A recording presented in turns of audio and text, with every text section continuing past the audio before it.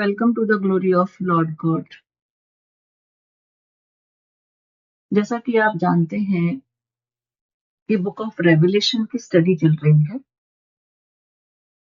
और उसमें आज हम सीखेंगे प्रभु के मदद से कि सिंहासन के सामने एक कांच जैसा चमकदार समुद्र, तो उसके बारे में हम आज जानेंगे। पढ़ते हैं प्रकाशित वाक्य की पुस्तक book of Revelation chapter 4 verse 6। और उस सिंहासन के सामने मानो बिल्लौर के समान कांच का सा समुद्र है। यह कांच जैसा समुद्र परमेश्वर के द्वारा न्याय की जाने वाली हर चीज का संग्रहकर्ता और पात्र है। यह समुद्र जल का नहीं है बल्कि अग्नि का है। बुक ऑफ जेनेसिस उत्पत्ति की पुस्तक चैप्टर 9 वर्स 15 पढ़ते हैं। परमेश्वर ने वाचा बांधी कि तब मेरी जो वाचा तुम्हारे और सब जीवित शरीरधारी प्राणियों के साथ बंधी है उसको मैं स्मरण करूंगा, यानी कि याद करूंगा।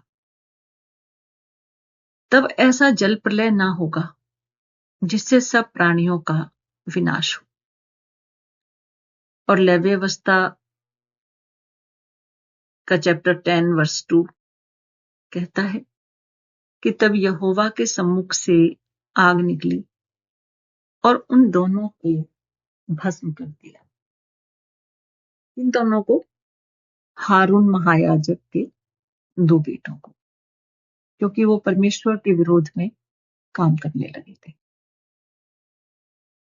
गिनती की पुस्तक चैप्टर 11 और उसका वर्स 1 कहता है, फिर वे लोग बुड़बुड़ाने और यहोवा के सुनते बुरा कहने लगे। अतः यहोवा ने सुना और उसका कोप भड़क उठा और यहोवा की आग उनके मध्य में जल उठी और छावनी के एक किनारे से भस्म करने लगी। और गिनती की ही पुस्तक चैप्टर 16 वर्स 35, तब यहोवा के पास से आग निकली और उन 250 धूप चढ़ाने वालों को भस्म कर डाला। Book of Daniel chapter 7 verse 11 कहता है कि उस समय उस सींग का बड़ा बोल सुनकर मैं देखता रहा और देखते देखते अंत में देखा कि वह जंतु घात किया गया है और उसका शरीर धधकती हुई आग से भस्म किया गया है।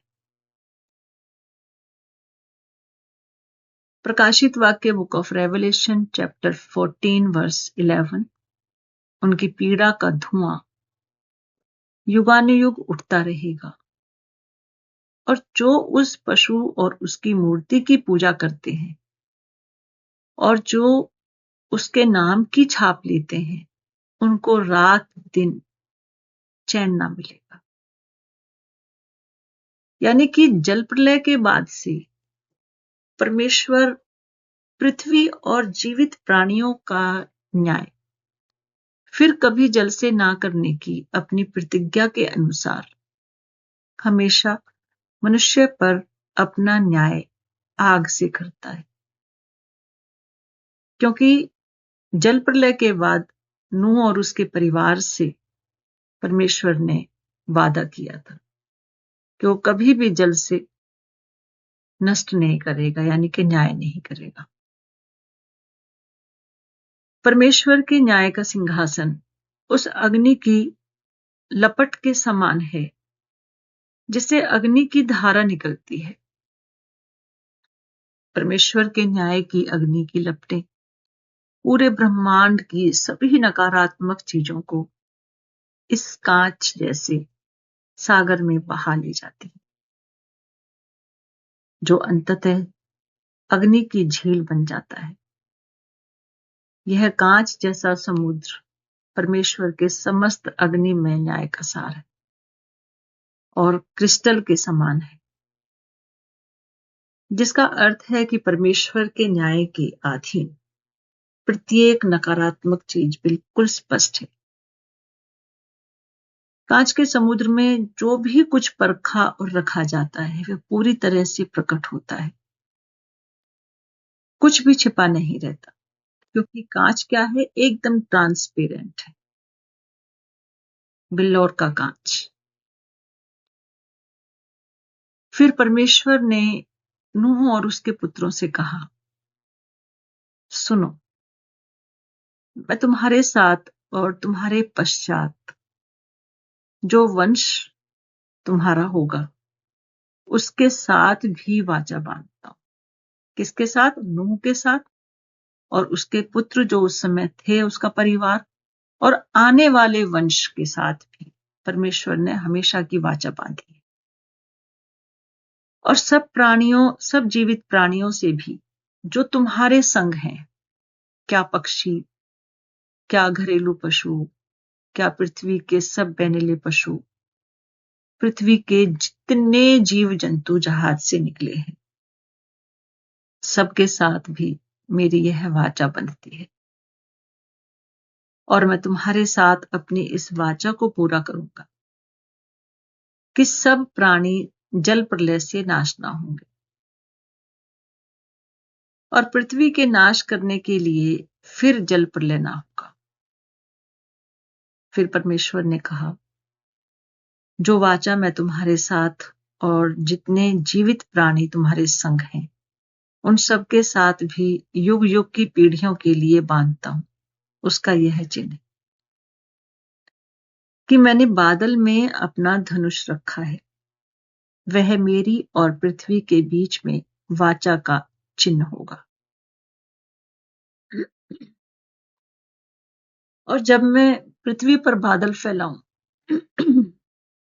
तब बादल में धनुष देख पड़ेगा, यानी कि धनुष दिखाई देगा। तब मेरी जो वाचा तुम्हारे और सब जीवित शरीरधारी प्राणियों के साथ बंधी है उसको मैं स्मरण करूंगा। तब ऐसा जल प्रलय फिर ना होगा जिससे सब प्राणियों का विनाश हो। बादल में जो धनुष होगा मैं उसे देख के यह सदा की वाचा स्मरण करूंगा जो परमेश्वर के और पृथ्वी पर के सब जीवित शरीरधारी प्राणियों के बीच बंधी है। फिर परमेश्वर ने नूह से कहा, जो वाचा मैंने पृथ्वी भर के सब प्राणियों के साथ बांधी है उसका चिन्ह यही है। इस अध्याय में परमेश्वर के सिंहासन के चारों ओर इंद्रधनुष है, जो यह दर्शाता है कि परमेश्वर उत्पत्ति चैप्टर 9 वर्स 8 to 17 के अनुसार अपने वादे को पूरा करेगा। और हमारे पास अग्नि का कांच जैसा समुद्र भी है जो दर्शाता है कि परमेश्वर अभी भी सभी नकारात्मक चीजों का न्याय अग्नि से ही करेगा। सिंहासन पर विराजमान परमेश्वर। जब यूहन्ना ने स्वर्ग में सिंहासन को देखा तो उसने देखा कि सिंहासन पर एक बैठा हुआ है, यानी कि कोई बैठा हुआ है, और जो बैठा है वह यशब और माणिक्य के समान है। और सिंहासन के चारों ओर पन्ना के समान एक इंद्रधनुष भी है। सिंहासन पर विराजमान परमेश्वर यशब के समान दिखाई देते हैं। प्रकाशित वाक्य चैप्टर 21 उसका वर्स 11, परमेश्वर की महिमा उसमें थी और उसकी ज्योति बहुत ही बहुमूल्य पत्थर अर्थात बिल्लौर के समान यशब की नाई स्वच्छ थी। यशब एक अत्यंत कीमती पत्थर है अर्थात बिल्लौर के समान यशब की नाई स्वच्छ, यानी यशब की तरह स्वच्छ था और बिल्लौर के समान वो ट्रांसपेरेंट था। यशब एक बहुमूल्य पत्थर है, बिल्कुल पारदर्शी। इसका रंग गहरा हरा होना चाहिए, जो जीवन की समृद्धि का प्रतीक है। यहां यशब, जैसा कि प्रकाशित वाक्य 21 का 11 में बताया गया है, परमेश्वर के समृद्ध जीवन में उनकी प्रकट होने वाली महिमा का प्रतीक है। इस प्रकार यशब का रंग दर्शाता है कि सिंहासन पर विराजमान परमेश्वर स्वयं जीवन के परमेश्वर है। सबसे पहले परमेश्वर का मूल रंग हरा है, जो इस बात का प्रमाण है कि वह जीवन का स्रोत है। सिंहासन पर विराजमान परमेश्वर माणिक्य रत्न के रूप में भी प्रकट होते हैं। माणिक्य एक अत्यंत कीमती पत्थर है, जिसका रंग लाल होता है और जो उद्धार, छुटकारे का प्रतीक है। जहां यशब परमेश्वर को उनके समृद्ध जीवन में महिमावान परमेश्वर के रूप में दर्शाता है, वहीं माणिक्य परमेश्वर को उद्धार के परमेश्वर के रूप में दर्शाता है। क्योंकि हम उनकी सृष्टि के लोग पतित हो गए, इसलिए वे मसीह के लहू के द्वारा उद्धार करने आए। इसलिए उनके दो रंग हैं, जीवन का रंग और उद्धार का रंग। वे जीवनदाता परमेश्वर हैं और उद्धारक परमेश्वर भी है। पुराने नियम में महायाजक के सीने पर पहला रत्न माणिक्य था और अंतिम यशब था। निर्गमन की पुस्तक चैप्टर 28 वर्स 17 to 20।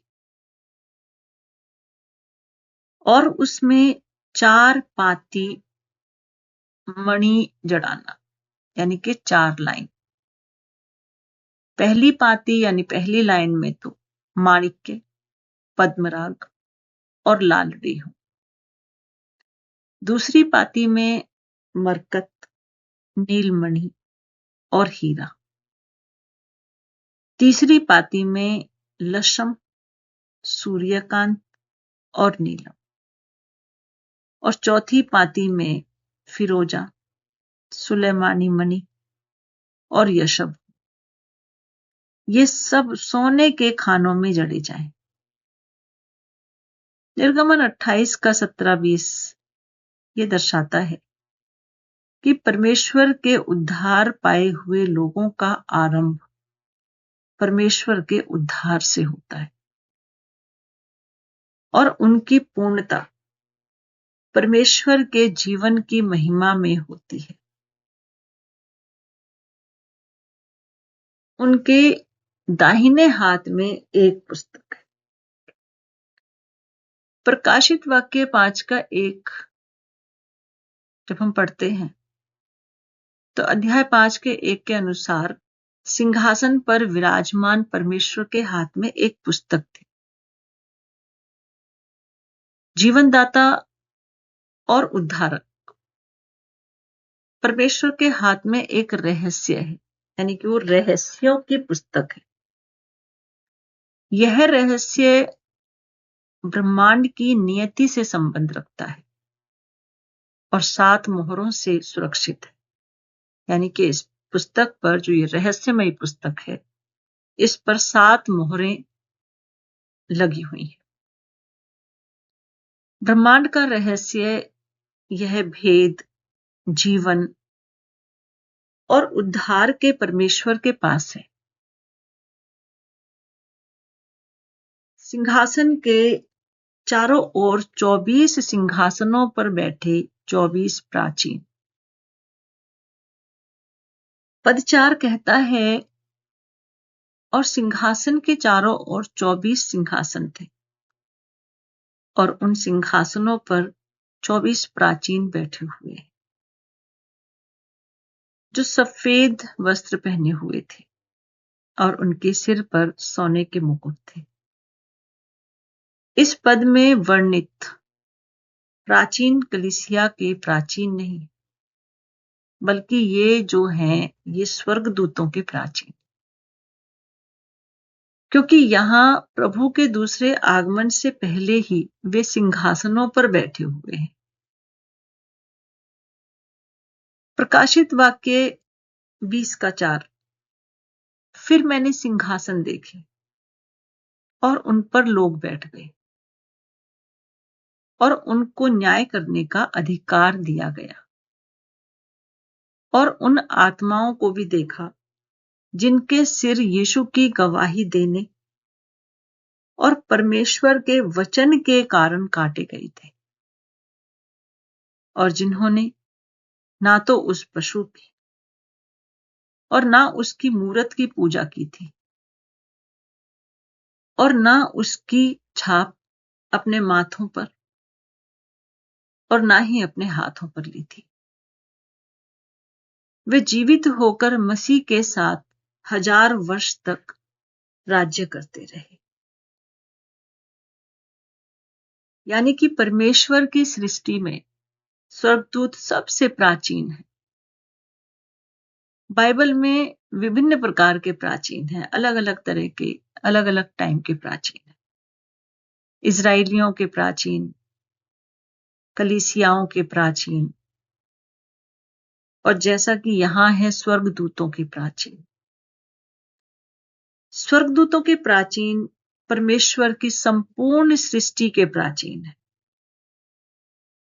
उनके सिर पर सोने के मुकुट धारण किए सिंहासनों पर विराजमान होना ये दर्शाता है कि वे सहस्राब्दी राज्य तक ब्रह्मांड के शासक होंगे, जब पृथ्वी पर शासन करने का अधिकार विजयी संतों को दिया जाएगा। उनके द्वारा धारण किए गए सफेद वस्त्र यह प्रकट करते हैं कि वे स्वर्गदूत बुजुर्ग निष्पाप हैं और उद्धार पाए हुए संतों की तरह मेमने के लहू से शुद्ध होने की उन्हें आवश्यकता नहीं है। इब्रानियों 2 वर्ष 5 से 9। उसने उस आने वाले जगत को जिसकी चर्चा हम कर रहे हैं स्वर्गदूतों के अधीन ना किया, वरन किसी ने कही यह गवाही दी है कि मनुष्य क्या है कि तू उसकी सुधि लेता है, या मनुष्य का पुत्र क्या है कि तू उस पर दृष्टि करता है। तूने तो उसे स्वर्गदूतों से कुछ ही कम किया। तूने उस पर महिमा और आदर का मुकुट रखा और उसे अपने हाथों के कामों पर अधिकार दिया। तूने सब कुछ उसके पांवों के नीचे कर दिया, इसलिए जब कि उसने सब कुछ उसके अधीन कर दिया तो उसने कुछ भी ना रख छोड़ा जो उसके अधीन ना हो। पर हम अब तक सब कुछ उसके अधीन नहीं देखते, पर हम यीशु को जो स्वर्गदूतों से कुछ ही कम किया गया था, मृत्यु का दुख उठाने के कारण महिमा और आदर का मुकुट पहने हुए देखते हैं, ताकि परमेश्वर के अनुग्रह से हर एक मनुष्य के लिए मृत्यु का स्वाद चखे। प्रकाशित वाक्य 2:26-27 हम पढ़ते हैं। जो जय पाए और मेरे कामों के अनुसार अंत तक करता रहे, मैं उसे जाति जाति के लोगों पर अधिकार दूंगा, और वह लोहे का राजदंड लिए हुए उन पर राज्य करेगा, जिस प्रकार कुम्हार के मिट्टी के बर्तन चकनाचूर हो जाते हैं, जैसे कि मैंने भी ऐसा ही अधिकार अपने पिता से पाया है। प्रकाशित वाक्य 20:4 कहता है कि मैंने सिंहासन देखे और उन पर लोग बैठ गए और उनको न्याय करने का अधिकार दिया गया, और उनकी आत्माओं को भी देखा जिनके सिर यीशु की गवाही देने और परमेश्वर के वचन के कारण काटे गए थे, और जिन्होंने ना उस पशु की और ना उसकी मूरत की पूजा की थी, और ना उसकी छाप अपने माथे और हाथों पर ली। वे जीवित होकर मसीह के साथ 1000 वर्ष तक राज्य करते रहे। ये 24 प्राचीन सफेद वस्त्र पहने हुए हैं और उनके सिर पर सोने के मुकुट हैं। उनका सफेद वस्त्र पहनना और उनके पास एक वीणा और धूप से भरे सोने के कटोरे होना, ये दर्शाता है कि अब वे परमेश्वर के सामने याजक भी हैं, जबकि सहस्राब्दी राज्य में विजयी शासक परमेश्वर और मसीह के याजक होंगे। ये 24 स्वर्गदूत सर्वव्यापी याजक होने चाहिए। उनके सोने के मुकुट ये दर्शाते हैं कि वे शासक भी हैं। वे परमेश्वर की सेवा करने वाले याजक और उनकी सृष्टि पर शासन करने वाले राजा हैं। मनुष्य की सृष्टि से पहले परमेश्वर ने प्रमुख स्वर्गदूतों को अपने याजक और शासक के रूप में नियुक्त किया था। यहेजकेल 28 के अनुसार शैतान के पतन से पहले वह ऐसा ही एक याजक था और परमेश्वर का याजक और राजा भी था। लूका चैप्टर 4 उसका 5 और 6 कहता है कि तब शैतान उसे ले गया, किसको? यीशु को, और उसको पल भर में जगत के सारे राज्य दिखाए और उससे कहा, मैं यह सब अधिकार और इनका वैभव तुझे दूंगा, क्योंकि वह मुझे सौंपा गया है और जिसे चाहता हूं उसी को दे देता हूं। जब शैतान ने प्रभु यीशु को परीक्षा में डाला और उन्हें पृथ्वी के सभी राज्य पल भर में दिखाए, तब भी उसने कहा, मैं तुम्हें यह सारा अधिकार और वैभव देता हूं, क्योंकि यह मुझे सौंपा गया है और जिसे चाहूं उसे देता हूं। तो यह अधिकार कब दिया होगा? यह अधिकार जो है आदम के युग के आने से पहले ही दिया होगा। तो आदम के युग से पहले ही उसे संसार दिया गया था। इस प्रकार एक ऐसा युग था जिसमें परमेश्वर ने शैतान को अधिकार दिया और उसे उस ब्रह्मांड पर राज करने वाला राजा बनाया। इसी प्रकार ये 24 प्राचीन परमेश्वर के याजक और राजा थे।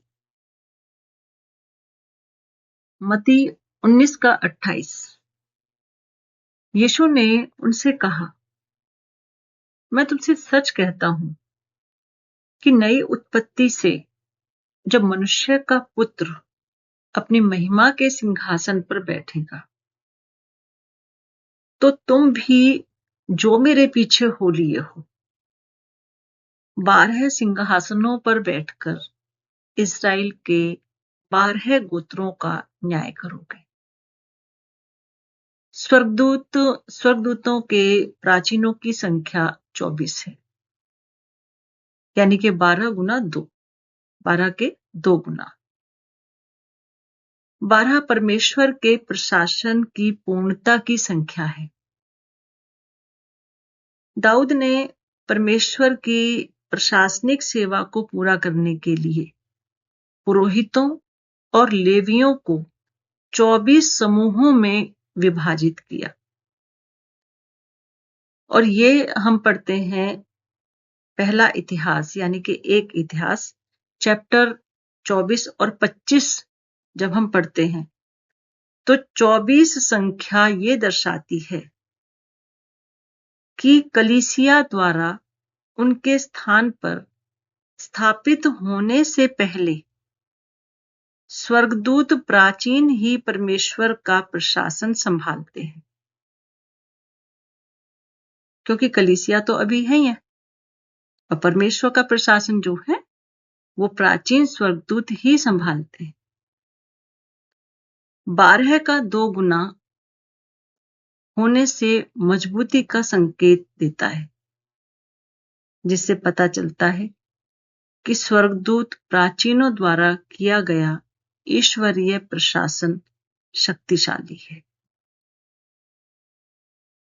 तो हम ये वीडियो यहीं पर ही समाप्त करते हैं और आप जो देख रहे हैं मैं उन सभी का धन्यवाद करती हूं कि आप परमेश्वर के वचनों को सीख रहे हैं, उनकी गूढ़ बातों को आप सीख रहे हैं, जान रहे हैं। तो आप इन वीडियोस को ज्यादा से ज्यादा लाइक करें, शेयर करें एक दूसरे को, ताकि वो भी परमेश्वर के बारे में और ज्यादा सीख सकें। तो जल्द ही मिलते हैं नेक्स्ट वीडियो के साथ। प्रभु आप सभी की रक्षा करे। सबको जय मसीह की।